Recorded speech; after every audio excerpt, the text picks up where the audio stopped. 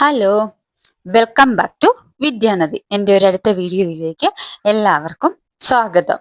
അപ്പോൾ ഞാൻ LDC 2027 നേടാനുള്ള മാസ്റ്റർ പ്ലാനാണ് ഞാൻ പറയുന്നത്. LDC മാത്രമല്ല കേട്ടോ, ഞാൻ പറയാം ഓഫീസ് അറ്റൻഡന്റിനും LDCയുടെ സെയിം സിലബസ് ആണ് ചോദിക്കുന്നത്. അതും ഒരു ഗോൾഡൻ ഓപ്പർച്യൂണിറ്റിയാണ്. അധികം ആൾക്കാരൊന്നും അത് ശ്രദ്ധിക്കുന്നില്ല എന്ന് തോന്നുന്നു. എങ്കിൽ അത് ശ്രദ്ധിക്കാൻ ഞാൻ പറയുന്നു. ഓഫീസ് അറ്റൻഡ് അതിന്റെ ഡീറ്റെയിൽസ് ഞാനൊരു വീഡിയോ ആയിട്ട് ഇട്ടിട്ടുണ്ട്, നിങ്ങൾ അതൊന്ന് കയറി കണ്ടു നോക്കൂ. അപ്പൊ അതും ഒരു ഗോൾഡൻ ഓപ്പർച്യൂണിറ്റിയാണ്. LDC 2027 അല്ലെങ്കിൽ ഓഫീസ് അറ്റൻഡന്റ് നേടാനുള്ള ഒരു മാസ്റ്റർ പ്ലാൻ ആണ് ഞാൻ ഈ വീഡിയോയിൽ പറയാനുള്ളത്. നിങ്ങൾ ഒരു ഗവൺമെന്റ് ജോലിക്ക് വേണ്ടിയിട്ടാണ് പഠിക്കുന്നതെങ്കിൽ നമുക്ക് കളയാൻ സമയമില്ല കേട്ടോ. നമുക്ക് നമ്മുടെ ഫ്രണ്ടിൽ കളയാൻ സമയമൊന്നുമില്ല. നിങ്ങളിപ്പം നോട്ടിഫിക്കേഷൻ വരട്ടെ എന്നിട്ട് ഞാൻ പഠിച്ചു തുടങ്ങാം, അത് വരട്ടെ ഇത് വരട്ടെ എന്നും പറഞ്ഞ് നിങ്ങൾ കാത്തിരുന്നാൽ നിങ്ങൾക്ക് ഒരിക്കലും റാങ്ക് ലിസ്റ്റ് വരെ കയറുക എന്നുള്ളത് ഇപ്പൊ ഭയങ്കര ടഫുള്ള ഒരു കാര്യമാണ്. നോട്ടിഫിക്കേഷൻ വരുന്നവരെ നോക്കിയിരുന്നാൽ നിങ്ങൾക്ക് ടെൻഷൻ മാത്രമേ ബാക്കി ഉണ്ടാകൂ. മികച്ച റാങ്ക് നേടാനായിട്ട് കൃത്യമായ പ്ലാനിങ് അനുസരിച്ച് ഇന്ന് തന്നെ നമ്മൾ പഠിച്ചു തുടങ്ങിയേ പറ്റത്തുള്ളൂ. നേരത്തെ പോലെയല്ല, ഇപ്പൊ കോമ്പറ്റീഷൻ കൂടുതലാണ്, ഒരുപാട് പഠിക്കാനുണ്ട്. നമുക്ക് അത്രയ്ക്ക് LDC എന്ന് പറയുന്നത് അത്രയും മനുഷ്യർ നോക്കിയിരിക്കുന്ന ഒരുപാട് പേര് ഇപ്പൊ തന്നെ വർക്ക് ചെയ്യുന്നവരുണ്ടാകും. ഇതുവരെ ഇനിയിപ്പോ ഇന്ന് തന്നെ ഇത് കണ്ടിട്ട് വർക്ക് ചെയ്യാൻ നോക്കിയിരിക്കുന്നവരുണ്ടാകും. അങ്ങനെയുള്ളവരൊക്കെ നമ്മൾ നോട്ടിഫിക്കേഷൻ വരുന്നത് നോക്കിയിരുന്നാൽ നമുക്ക് ചിലപ്പോൾ റാങ്കിൽ കയറാൻ പറ്റുമായിരിക്കും, പക്ഷെ മികച്ച റാങ്കിലേക്ക് കയറാൻ പറ്റില്ല. അപ്പം അതിന്റെ ഒരു ഫസ്റ്റ് റൂള് തന്നെ അതാണ്. ലക്ഷക്കണക്കിന് ആസ്പിറൻസ് ഉള്ള പരീക്ഷയിൽ നിന്നും അത്ഭുതങ്ങള് നമ്മളെ റാങ്കേഴ്സ് ആക്കില്ല. അത്ഭുതങ്ങളല്ല നമ്മളെ റാങ്കേഴ്സ് ആക്കുന്നത്. സിലബസ് അനുസരിച്ചുള്ള പഠനവും ആവർത്തിച്ചുള്ള റിവിഷൻ രീതികളുമാണ് നിങ്ങളുടെ വിജയത്തെ നിശ്ചയിക്കുന്നത്. അതായത് ലക്ഷക്കണക്കിന് ആസ്പിറൻസ്, എത്ര പേര് LDCക്ക് അപ്ലൈ ചെയ്യുന്നു നമുക്ക് റിസ്റ്റ് ഇതെല്ലാം കഴിഞ്ഞ് വന്നാലേ അറിയത്തുള്ളൂ.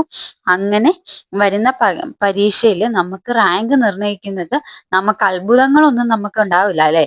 നമ്മൾ നന്നായി പഠിക്കുക, വർക്ക് ചെയ്യുക. നോട്ടിഫിക്കേഷൻ വരുന്നതൊന്നും നിങ്ങൾ നോക്കിയിരിക്കുകയേ വേണ്ട.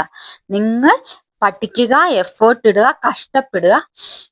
നിങ്ങൾക്ക് അതിനുള്ളത് നിങ്ങൾക്ക് കിട്ടും. അപ്പം ഞാൻ ഇതിൽ പറയുന്നു, നിങ്ങളുടെ ഇത് നിൽക്കുന്നത് താമ്പാതി ദൈവം പാതിയല്ല. നിങ്ങൾക്ക് 90% പഠിച്ചിട്ടുണ്ടെങ്കിൽ ബാക്കി 10% തരും. സെക്കൻഡ് റൂൾ എന്ന് പറയുന്നത്, നിങ്ങൾ ഒരു റാങ്ക് ഫയൽ വാങ്ങിയിട്ട് ആദ്യ പേജ് മുതൽ അവസാനം വരെ കാണാപ്പാഠം പഠിച്ചാൽ നിങ്ങൾക്ക് റാങ്ക് നേടാൻ കഴിയില്ല. നമ്മള് SCRT പുസ്തകവും മുഴുവൻ പഠിക്കേണ്ടതില്ല. ഇപ്പൊ ചില ആൾക്കാര് കുറെ SCRT ചാപ്റ്റേഴ്സ് ഫുള്ള് കവർ ചെയ്യും, ഓൾഡും ന്യൂ. അങ്ങനെ ഓൾഡും ന്യൂവും നമ്മൾ പഠിക്കണം. പക്ഷേ സിലബസിൽ ചോദിച്ചിട്ടുള്ള വിഷയങ്ങളെ കുറിച്ചുള്ള ചാപ്റ്റേഴ്സ് മാത്രം പഠിച്ചാൽ മതി. അപ്പൊ ഒരു റാങ്ക് ഫയൽ വാങ്ങി അവസാനം വരെ അത് കാണാൻ പഠിച്ചാലും നമ്മൾ SCRT തന്നെ നോക്കിയാലും നമുക്ക് റാങ്ക് നേടാൻ കഴിയില്ല. സിലബസിനനുസരിച്ച് സിലബസിൽ ചോദിച്ചിരിക്കുന്ന വിഷയങ്ങളും അതിനോടനുബന്ധിച്ച കാര്യങ്ങളും എന്തൊക്കെയാണെന്ന് കണ്ടുപിടിക്കുക. അത് മാത്രം നന്നായി ഞാൻ പറയുന്നത് ഒരു സിലബസ് എടുക്കണം. ഞാൻ ഇതിലും പറയുന്നതാണ്. ഇതിൽ ഞാൻ പിന്നെ എല്ലാത്തിലും റിപ്പീറ്റ് പറയണ്ടല്ലോ എന്ന് ഓർത്താണ് ഞാൻ പറയാത്തത്. നമ്മളൊരു സിലബസ് എടുക്കുക, സിലബസിന്റെ പ്രിന്റ് എടുത്ത് കൈ വെക്കുക, എന്നിട്ട് സിലബസ് നന്നായി അനലൈസ് ചെയ്തിട്ട് അതിൽ റാങ്ക് ഫയൽ വാങ്ങിയിട്ട് അത് മൊത്തം പഠിക്കുക എന്ന് പറഞ്ഞിട്ടുണ്ടെങ്കിൽ ഇതില്ല. നിങ്ങൾക്ക് ഒരു ക്ലാസ് പർച്ചേസ് ചെയ്യാൻ ഉള്ള ഫണ്ടില്ലേ, അല്ലെങ്കിൽ അങ്ങനെ ഇല്ലാത്ത ആൾക്കാരാണെങ്കിൽ നിങ്ങൾ ചെയ്യേണ്ടത് എന്താന്ന് ചോദിച്ചിട്ടുണ്ടെങ്കിൽ യൂട്യൂബിലൊക്കെ എല്ലാ വിഷയങ്ങളെ കുറിച്ചുള്ള ക്ലാസ്സുകൾ ഇടുന്നുണ്ടാകും. അങ്ങനെ ഇടുന്നത് നോക്കി ഇമ്പോർട്ടൻ്റ് ആയിട്ടുള്ള സബ്ജക്ട്സ് ഒക്കെ പഠിക്കുക, മാർക്ക് ചെയ്ത് ആ പോയിന്റ്സ് മാർക്ക് ചെയ്ത് വെക്കുക. റാങ്ക് ഫയലിൽ ആ പോയിന്റ്സ് മാർക്ക് ചെയ്ത് വെക്കുക, എന്നിട്ട് പിന്നെ പഠിക്കുക. അല്ല നിങ്ങൾ റാങ്ക് ഫയലൊന്നും വാങ്ങുന്നില്ലെങ്കിൽ സ്വന്തമായിട്ട് പ്രിപ്പയർ ചെയ്യുവാണെങ്കിൽ നിങ്ങൾ ഓരോ ക്ലാസ് കേട്ട് നോട്ട് പ്രിപ്പയർ ചെയ്ത് വെച്ച് നിങ്ങൾ റിവിഷൻ ചെയ്യുമ്പോൾ അത് തന്നെയാണ് നോക്കേണ്ടത്. അതുപോലെ SCRT നോക്കി കഴിഞ്ഞ് കഴിയുമ്പോൾ നിങ്ങൾക്ക് ഇമ്പോർട്ടൻ്റ് ആയിട്ടുള്ള പാഠപുസ്തകങ്ങൾ ഞാൻ ഇടാം. SCRT ചാപ്റ്റേഴ്സ് ഞാൻ അടുത്ത വീഡിയോ ആയിട്ട് അത് ചെയ്യുന്നതാണ്. ആ ചാപ്റ്റേഴ്സ് മാത്രം നോക്കി, അത് ഓൾഡും നോക്കണം പുതിയതും നോക്കണം. ഓൾഡിൽ കുറച്ച് പോയിന്റ്സ്, ഓൾഡും പുതിയതും തമ്മിൽ വലിയ ഡിഫറൻസ് ഒന്നും കാണില്ല. ഓൾഡിൽ കുറച്ച് എക്സ്ട്രാ പോയിന്റ്സ് കാണും, ഇതിലും കുറച്ച് എക്സ്ട്രാ പോയിന്റ്സ് കാണും. അങ്ങനെയാണ്, അതെങ്ങനെയാണെന്ന് നിങ്ങൾ നോക്കി വേണം പഠിക്കാൻ. അപ്പം സിലബസ് അനുസരിച്ച് വേണം. റാങ്ക് ഫയൽ ആണെങ്കിലും ഇതാണെങ്കിലും നിങ്ങൾ നോക്കി പഠിക്കാൻ. മൂന്നാമത്തെ റൂൾ എന്ന് പറയുന്നത് മാത്സ് സ്ഥിരമായ പരിശീലനം സമയം ക്രമീകരിച്ച് ക്വസ്റ്റ്യൻ സോൾവ് ചെയ്യാൻ സഹായിക്കും. ഫുൾ മാർക്ക് അങ്ങനെ ഉറപ്പാക്കുക എന്നുള്ളതാണ് മാത്സിൽ. അതായത് നമ്മൾ മാത്സ് പഠിക്കുമ്പോൾ എന്താ ചെയ്യുക? മാത്സ് പഠിക്കുമ്പോൾ മാക്സിമം PYQ ആദ്യം അതെന്താ സംഭവം എന്ന് മനസ്സിലാക്കുക. എന്നിട്ട് PYQ എടുത്ത് ചെയ്ത് തന്നെ പഠിക്കുക. അപ്പോൾ ഒരു ക്വസ്റ്റ്യൻ നമ്മൾ ഒരു മാത്സിന്റെ ഒരു ക്വസ്റ്റ്യൻ പേപ്പർ PSCയുടെ ഒരു ക്വസ്റ്റ്യൻ പേപ്പർ കിട്ടിയാൽ 15 അല്ലെങ്കിൽ 20 മിനിറ്റിനുള്ളിൽ നമുക്ക് ഫുൾ മാത്സും ഏറ്റവും കൂടുതൽ സമയം അത്ര എടുക്കാൻ പാടുള്ളൂ. ആ സമയം കൊണ്ട് നമ്മൾ 20 മാത്സും കംപ്ലീറ്റ് ചെയ്യാനും നമുക്ക് പറ്റണം. 20 മാർക്കും ശരിയാവാനും നമ്മൾ ശ്രമിക്കണം. അതുപോലെ കൃത്യമായ PYQs ഒക്കെ വെച്ചിട്ട് പഠിക്കുകയാണെങ്കിൽ നമുക്ക് മാത്സിന്റെ 20ൽ 20 മാർക്ക് നമുക്ക് നേടാൻ കഴിയും. അപ്പം ആ മാത്സ് ഉറപ്പാക്കുക എന്നുള്ളതാണ്. മാത്സിന്റെ ആ പോർഷൻ അല്ലെങ്കിൽ ആ മാത്സ് എന്നുള്ള ആ പോർഷൻ നിങ്ങൾ ഉറപ്പാക്കുക എന്നുള്ളതാണ് നിങ്ങളുടെ ഏറ്റവും ഇമ്പോർട്ടൻ്റ് ആയിട്ടുള്ള അടുത്ത ഇതെന്ന് പറയുന്നത്. പിന്നെ നാലാമത്തെ റൂള്, ഇംഗ്ലീഷ് പഠിക്കുമ്പോൾ ഗ്രാമറും വൊക്കാബുലറിയും ഒഴിവാക്കാതെ പ്രീവിയസ് ഇയർ ക്വസ്റ്റ്യൻ പേപ്പർ ഉപയോഗിച്ച് പഠിക്കുക. അപ്പൊ ഗ്രാമർ പാടാണ്, വൊക്കാബുലറി അത്യാവശ്യം പാടുള്ള ഇംഗ്ലീഷിന് ഇതാണ്. ബാക്കി മൊത്തം നിങ്ങൾ പഠിച്ചിട്ട് കാര്യമില്ല. ഗ്രാമറും വൊക്കാബുലറിയും ഒഴിവാക്കാതെ തന്നെ പഠിക്കുക. മാക്സിമം നിങ്ങൾ വർക്ക് ചെയ്യുക. മാത്സ്, ഇംഗ്ലീഷ്, മലയാളം ഇതിന്റെ ഒന്നും മാത്സ് മാർക്ക് പോകാതിരിക്കാൻ ശ്രമിക്കുക. കാരണം എന്താണെന്ന് വെച്ചാൽ maths, English, Malayalam, current affairs ഇങ്ങനെ 60 മാർക്ക് നമുക്ക് ആ പോർഷൻസിൽ നിന്നാണ് വരുന്നത്. ബാക്കി 40 മാർക്കാണ് നമുക്ക് GK എന്ന് വരുന്നതെന്ന് എല്ലാവർക്കും അറിയാലോ. അപ്പൊ ആ മാർക്ക് പോയാൽ നമുക്ക് റാങ്ക് ലിസ്റ്റിൽ കയറാൻ പറ്റുമോ? ഇല്ല. അപ്പോൾ അത് സ്കിപ്പ് ചെയ്യാതിരിക്കുക. മലയാളം പഠിക്കുമ്പോൾ അപ്പൊ PY പഠിക്കുമ്പോൾ 5ാമത്തെ റൂളാണ്, മലയാളം പഠിക്കുമ്പോൾ ശൈലികൾ പിരിച്ചെഴുതുക, എതിർലിംഗം എന്നിവ പരിശീലിക്കുക. അതായത് ശൈലികള് പിരിച്ചെഴുതുന്നതൊക്കെ അറിയത്തില്ലേ? എതിർലിംഗം അതായത് വിപരീത പദം. എതിർലിംഗം എന്ന് പറയുമ്പോൾ വിപരീത പദം, അങ്ങനെയുള്ള സംഭവങ്ങൾ മാക്സിമം പരിശീലിക്കുക. അത് മൊത്തം നേടിയെടുക്കുക ആ മാത്സിന്റെ മലയാളത്തിൽ. അപ്പം ഞാൻ വീണ്ടും പറയുന്നു, maths, English, Malayalam, current affairs ഇങ്ങനെയുള്ള സബ്ജക്ട്സിലെ മാർക്ക് പോകാതെ മാക്സിമം ഇങ്ങനെയുള്ള കാര്യങ്ങൾ കൂടുതൽ പരിശീലിക്കുക. അടുത്തത് കറണ്ട് അഫയേഴ്സ്. 6ാമത്തെ റൂളാണ് കറണ്ട് അഫയേഴ്സ്. സ്ഥിരമായി പത്രം വായിക്കണം, കൃത്യമായിട്ട് നോട്ട് തയ്യാറാക്കണം. അങ്ങനെ കറണ്ട് അഫയേഴ്സ് നന്നായി തറവായിക്കണം. കാരണം ഏറ്റവും കൂടുതൽ ബുദ്ധിമുട്ടുള്ള ഈ നമ്മുടെ PSCയുടെ ഭാഗം എന്ന് പറയുന്നത് ഈ കറണ്ട് അഫയേഴ്സിന്റെ 10 മാർക്ക് നേടാനാണ്.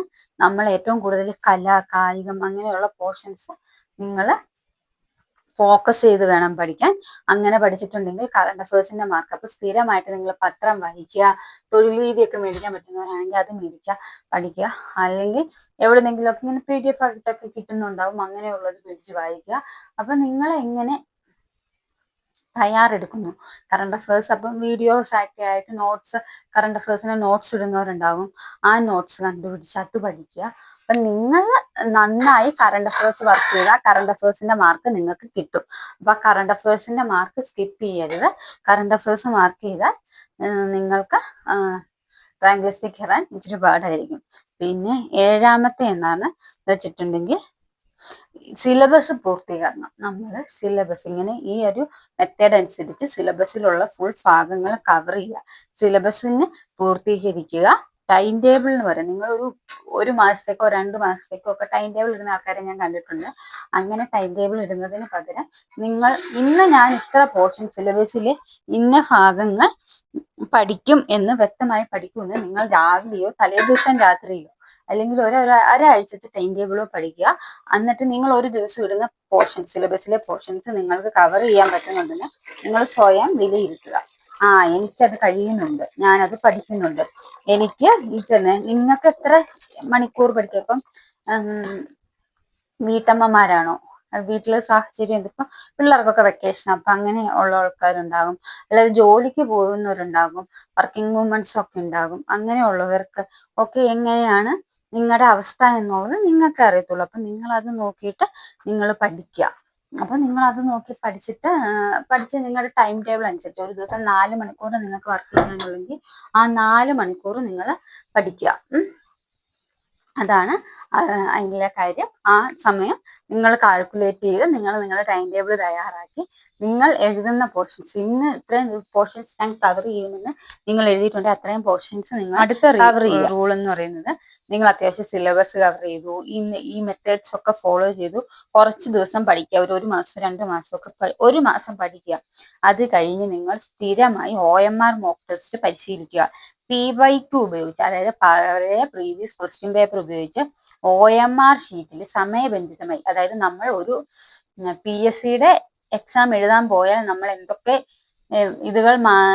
എന്തൊക്കെ നോക്കുന്നുണ്ടോ, എന്തൊക്കെ മാനദണ്ഡങ്ങൾ നമ്മൾ നോക്കുന്നുണ്ടോ, അതേ രീതിയിൽ PSC എക്സാം എഴുതുന്ന ഒരു ഇത് ക്രിയേറ്റ് ചെയ്ത് ആ 1.25 മണിക്കൂർ എടുത്ത് തന്നെ പരീക്ഷ എഴുതി ശീലിക്കുക എന്നുള്ളതാണ്. അപ്പം OMR ടെസ്റ്റ് PYQ ഉപയോഗിച്ച് OMR ഷീറ്റിൽ സമയബന്ധിതമായി പരീക്ഷ ചെയ്ത് തന്നെ ശീലിക്കണം. എത്ര OMR ഷീറ്റ്സ് കവർ ചെയ്യുന്നു, ഒരു OMR ബുക്കിന് അതിന് മാത്രം വിലയൊന്നും ഉണ്ടാവില്ല.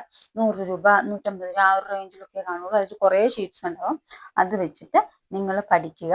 അടുത്ത റൂൾ എന്ന് പറയുന്നത് റിവിഷൻ ആണ്. 2 രീതിയിൽ നിങ്ങൾ റിവിഷൻ ചെയ്യണം. ഒന്ന് വീക്ക്ലി റിവിഷനും ഒന്ന് മെഗാ റിവിഷനും. വീക്ക്ലി റിവിഷൻ എന്ന് പറഞ്ഞിട്ടുണ്ടെങ്കിൽ ആഴ്ചയിൽ ഒരു ദിവസം, ഞാൻ പറയുന്നത് സൺഡേ എന്ന് തന്നെ ഞാൻ പറയുന്നില്ല, ചില സൺഡേ നമുക്കിപ്പോ ഓഫ്, അന്ന് ഇപ്പൊ പഠിക്കാൻ കൂടുതൽ കിട്ടുന്ന ആൾക്കാരുണ്ടാവും. അപ്പൊ സൺഡേ മുതൽ ഫ്രൈഡേ വരെയോ അല്ലെ മൺഡേ മുതൽ സാറ്റർഡേ വരെയോ, ഇങ്ങനെ 6 ദിവസങ്ങൾ നിങ്ങൾ പഠിക്കുന്ന ഒരു കാര്യം ആഴ്ചയിൽ ഏതെങ്കിലും ഒരു ദിവസം എടുത്ത് നിങ്ങൾ മെഗാ റിവിഷൻ ചെയ്യുക. വീക്കെൻഡിൽ ഒരു ഡേ നിർബന്ധമായിട്ട് നിങ്ങൾ മാറ്റി വെക്കേണ്ടത് റിവിഷന് വേണ്ടിയിട്ടാണ്. രണ്ടാമത്തെ റൂൾ എന്ന് പറയുന്നത് മെഗാ റിവിഷൻ ആണ്. നിങ്ങൾ ഒരു മാസം പഠിച്ച കാര്യങ്ങൾ 3-4 ഡേയ്സ് മാറ്റി വെച്ച് റിവിഷൻ ചെയ്യണം.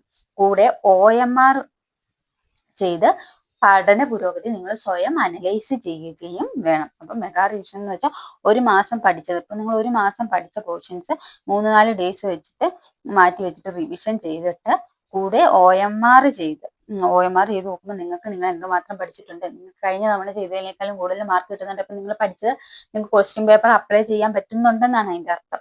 അങ്ങനെ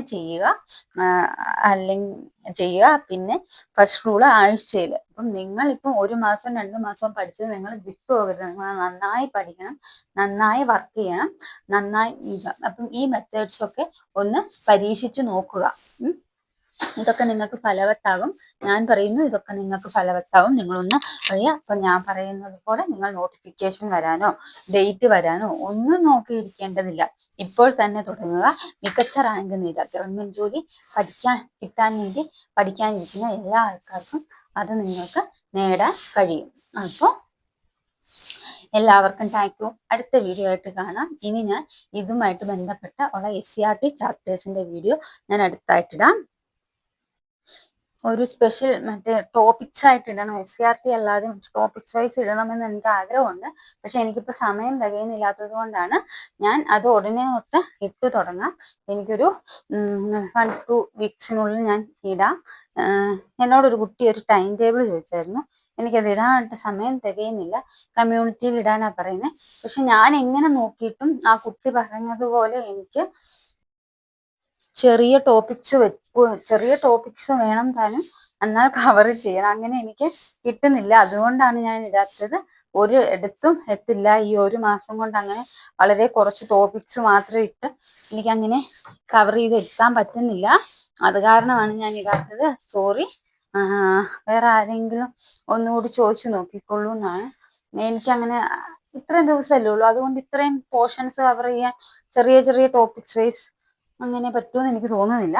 അപ്പം വീഡിയോ ഇഷ്ടപ്പെട്ട ആൾക്കാരും നല്ലതാണെന്ന് തോന്നുന്ന ആൾക്കാരും ഒക്കെ ഉണ്ടെങ്കിൽ ഇത് ചെയ്തിട്ടുണ്ടെങ്കിൽ ലൈക്ക് ചെയ്യുക, കമന്റ് ചെയ്യുക, ഷെയർ ചെയ്യുക, സബ്സ്ക്രൈബ് ചെയ്യുക. ഇമ്പോർട്ടൻ്റ് ആയിട്ട് കുറെ പേരൊക്കെ കാണുന്നുണ്ട്. ഇഷ്ടപ്പെടുന്നുണ്ടോ ഇല്ലയോ എന്നൊന്നും അറിയത്തില്ല. ആരും കമന്റും രേഖപ്പെടുത്തുന്നില്ല, ലൈക്കോ ഒന്നും ഒരു സംഭവം ചെയ്യും. അപ്പൊ ഇഷ്ടപ്പെടുന്നുണ്ടെങ്കിൽ വീഡിയോ ലൈക്ക് ചെയ്യുക, കമന്റ് ചെയ്യുക, സബ്സ്ക്രൈബ് ചെയ്യുക. അപ്പോൾ അടുത്ത വീഡിയോ ആയിട്ട് കാണാം. അതുവരേക്കും താങ്ക് യു ഓൾ.